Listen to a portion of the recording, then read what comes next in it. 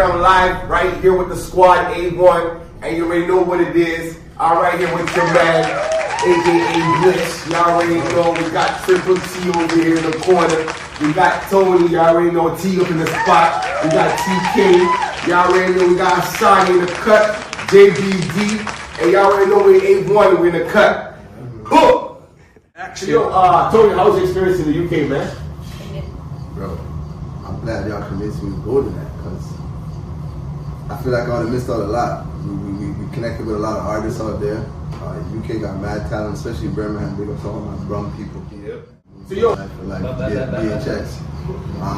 Studios is dope. Artists are mad talent. They got crazy singers, and their style is different than your typical North American rap. The drill rap is different. The singers are different. Yeah. It's not like the North American R&B singers that you're used to. That's just my take on it. Let me let my brothers speak on that.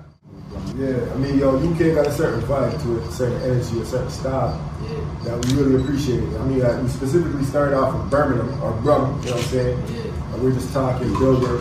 We were teaching them Toronto slang, they were teaching us UK slang. Shit was dope, you know what I'm saying? But definitely the singers, the rappers, they got a different taste, like a different style, a different way that we go about making their music. Yeah. And like I realized that, we realized that Brum is like an untapped market, but they're very polished over there. You know what I'm saying? Like they're clean and they're ready to go, and they're about to like break through whatever glass ceiling they got over there. Because everybody focuses on London, but Birmingham is on top. And we got this like this Brum tour, kind of like Toronto, Birmingham link that we got going on. Brum tour. And it's like, yo, we got that connection. So we just kind of tap it in, and they're tapping it over here. Facts. And we're curious about them, and they're curious about us. And we got this beautiful connection going on. So UK was excellent. The people are wonderful. Fish and chips is good, specifically fish and chips. You know what I'm saying? But anyway, let me pass it to my brother Hassan. Let's sit back. My respect, my brother. Yeah, so, UK was dope as hell. Here's me introducing a cypher with no fucking sound. Shouting at the Canadian lot that came over. The artists are dope as hell, you know. My brothers already mentioned everything that I can mention. The artists are dope as hell, you know. Looking forward to working with every single one of them we met over there. You know what I mean? Shout out to all of them. Hey, shout them out, you know what I'm saying? You know what I mean? Yeah, shout out Dre, you know, shout out Cola, shout out Ocean, Cola B, Ocean. Yeah. Well, am I missing somebody? Dre, you know what I mean? Charlie, shout out Ryan, you know, Charlie. Yeah. You know, all of them. You know, if I'm forgetting, you already know, man. Like, oh, yeah. Shout out Kip. Yeah. How we forget this? Coach Kip, you heard? You feel me? That's the guy right there, you know? And, you know, just stay tuned. You know, a whole lot of new things coming through. And, BHX, OIC, you already know. That's it. Another question after y'all. What was the biggest adversity that happened on the trip in the UK? Was anything happened in the UK? Can explain? There might be ups. What was the worst thing that happened in the UK in the trip? You know what I'm saying? Based on your experience. Worst thing. Yo, fam, they lost my bags, bro. Like, how I forget about that? Yo, share the mic.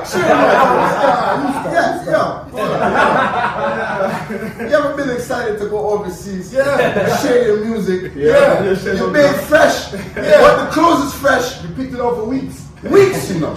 Weeks. Yeah. Some clothes purchased right before the flight. Right before the tag's still on it. But the clothes didn't reach. No. Till we were leaving. The suitcase had no purpose on but we made the best of it. We made the best of the Walmart, the equivalent of Walmart. What's it called? Tesco. Shout out Tesco. Shout out the hidden plug with extra clothes. Because without Hasani, it would have been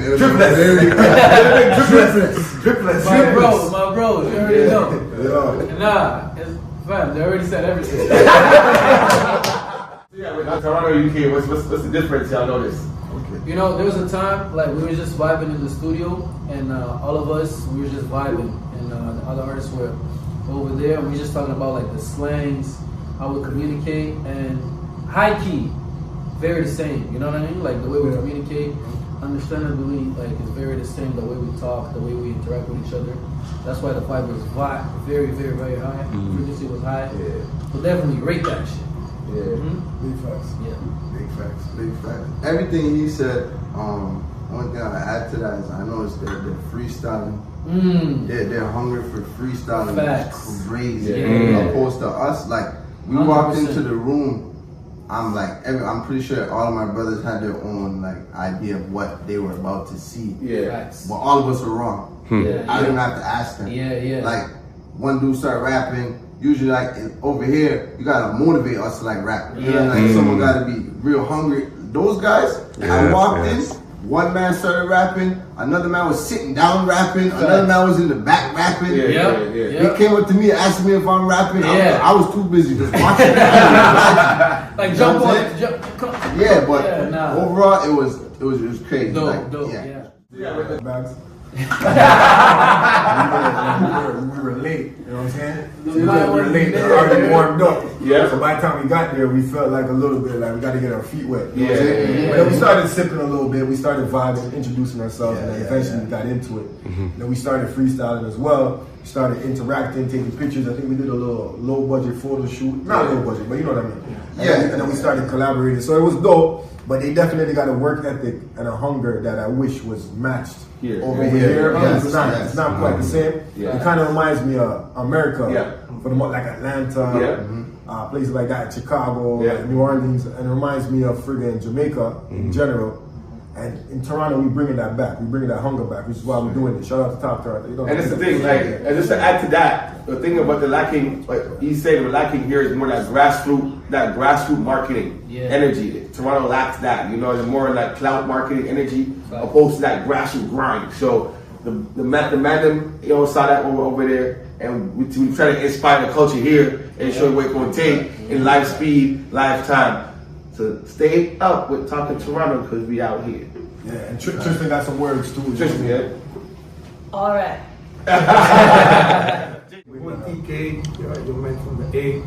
Look, I seen you guys went to UK, right? You've been inside the studio, and one thing we don't see here in Toronto is a lot of artists transition to musicians. You know what I'm saying? So, what you guys being in the studio with UK artists, what's your take on that? Do you see any difference or any comparison between UK artists to Toronto? No, we actually, I mean, me personally, I don't really see that much big of a difference because from my first experience when we got there, the artists that we met in the UK were dope as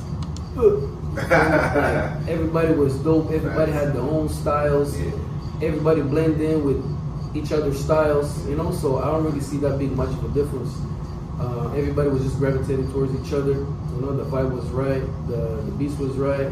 We met a whole producer making beats from scratch, you know what I mean? Shout out my Splash over there, you know what I mean? So everything was just blending nice, you know, so in terms of a big difference, me personally, I don't see any, you know, because everybody there has the right work ethic, has the right movement, has the right hunger, you know, and that's the same thing we got. So everything just went perfectly, you know what I mean?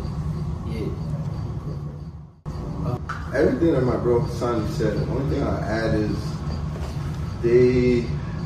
their lack of street politics involved in music. I feel like that affects Toronto artists, North American artists a lot.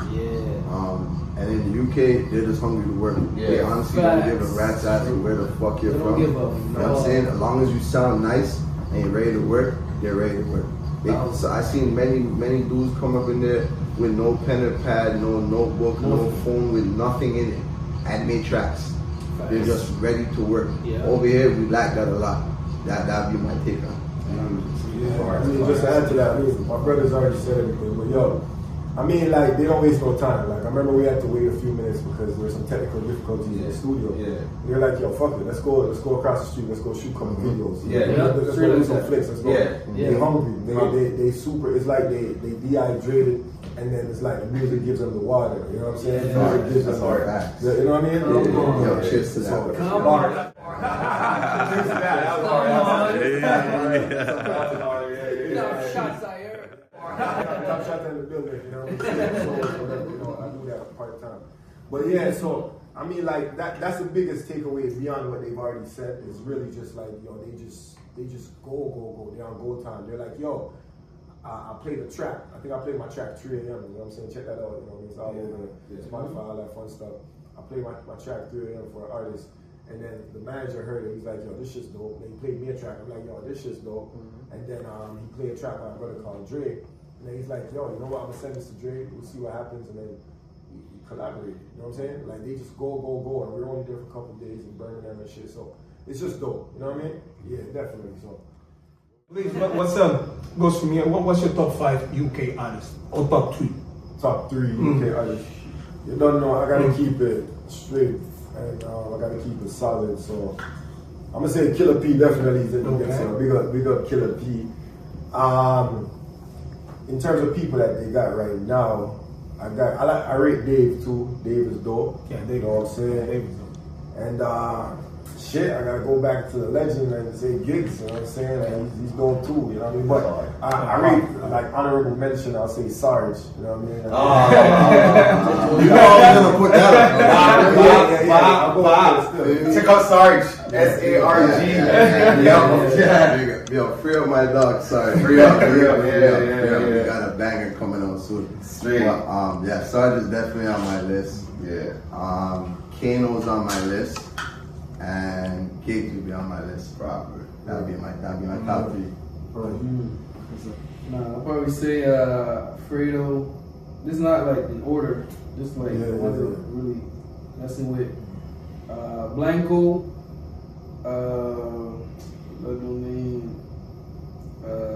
Fredo, and Dave. Blanco, Fredo, Dave. Yeah, shout them out. You know what I mean? Yeah. I feel like that's what I'm feeling for real right now. That's cool. LMA too though. That's lady, you know what I'm saying? Yo, for me, I mess with Central C, Dave, and Dre. Dre Cartier. Cartier, I'm 3. Yeah. Got to show the bro, you know? Yeah. I listen to Skepta. UK, you gotta represent Skepta. Yeah, original. Now let's just end up this whole UK thing. I know you all have fun. You know, you guys had your experience in there. Please, what's